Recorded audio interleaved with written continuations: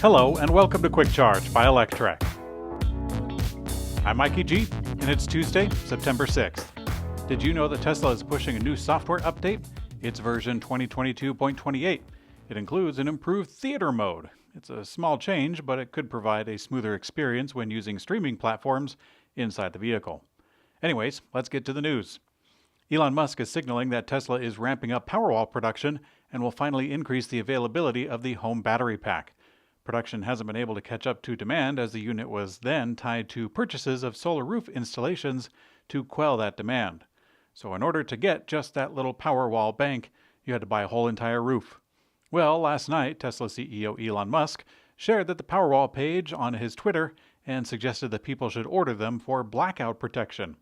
The comment was likely in response to the electricity issues that California is currently having and the brownouts that some people have experienced. Although the item actually isn't available quite yet. In a follow-up tweet, Musk said that Tesla might open up orders for just the Powerwall itself by the end of the year. And to answer your question, yes, Elon Musk advertised the Powerwall product page that just directed people to buy a whole entire solar roof. Tesla might be having some issues with ramping up production of its new 4680 battery cell. The new cell is paramount to the new Model Y being built in Texas that has better efficiency. Reuters is out with a report today that is a little vague on its sources, only saying that it talked to 12 battery experts, with some of them having close ties to Tesla. Nevertheless, it reads in part, quote, "They can produce in small volume, but when they started big volume production, Tesla ended up with many rejects, too many." Now, another expert quoted in the report said that he believes that Tesla will solve the issue, but maybe not within the announced timeline, which is to achieve volume production by the end of this year. According to the report, the delay is due to the dry coating process. Dry coating eliminates large parts of the manufacturing and could significantly cut the cost of Tesla's batteries. The expert quoted in the article believes that it could save Tesla $5,500 per Model Y. Tesla is undoubtedly motivated to get this accomplished so that they can boost profits significantly, because, let's be honest, the prices aren't going to go down. Tesla has officially raised the price of its full self-driving package to $15,000.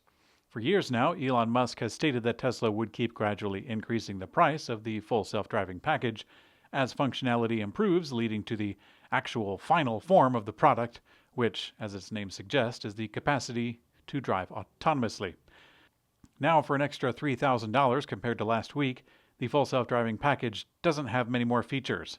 However, it does have the coming soon for the auto steer on city streets, which is currently in the invite-only beta, and it's a little better with the latest update.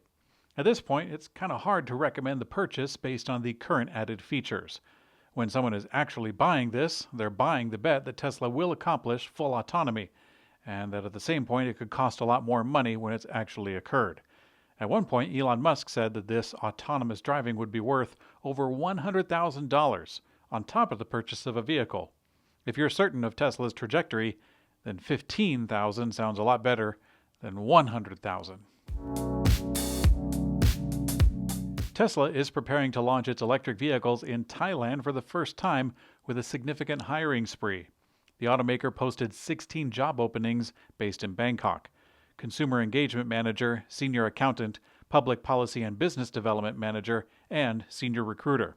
One of the best indications that Tesla will enter the new market is actually planning up these supercharger stations that, you guessed it, will be coming in Thailand. While Tesla hasn't officially entered the country yet, there's actually quite a few Tesla vehicles that have been imported privately. At one point, the Thailand police bought a fleet of Tesla Model 3s for patrol back in 2020. The Thai auto market is actually bigger than most people would think. More than 750,000 cars were sold in the market last year. That's expected to go up to 800,000 to 900,000 this year. Of course, a fair proportion of those vehicles are nowhere near the price range of a Tesla. After standing by for the better part of a year and watching other automakers aggressively convert their fleets to electric, Honda has actually had an epiphany. Last week, we reported that Toyota seemed to be changing their course of electric vehicles, and now Honda is showing signs of coming around. Honda is forming a new partnership with materials trading company Hanwa. They're going to source critical EV battery materials. The new deal comes just weeks after announcing that they would invest $4.4 billion with LG Energy to build batteries in the USA. Honda expects to start construction for the new battery facility early next year, with plans to generate 40 gigawatt-hours capacity.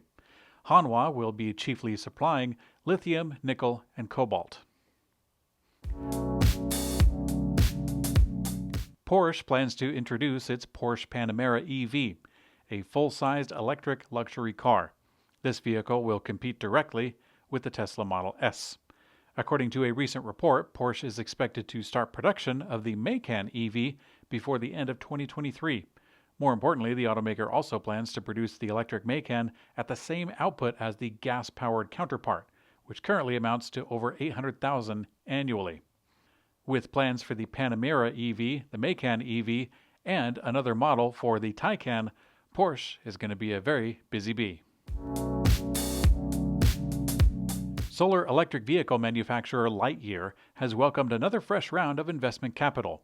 The $80 million round is led by Invest NL, which, you guessed it, is a Netherlands-based fund for sustainability and innovation.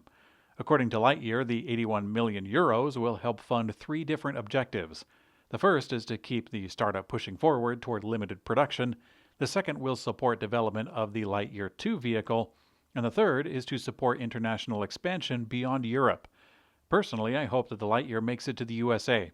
I got to check out their prototype a long time ago, and it was quite inspiring.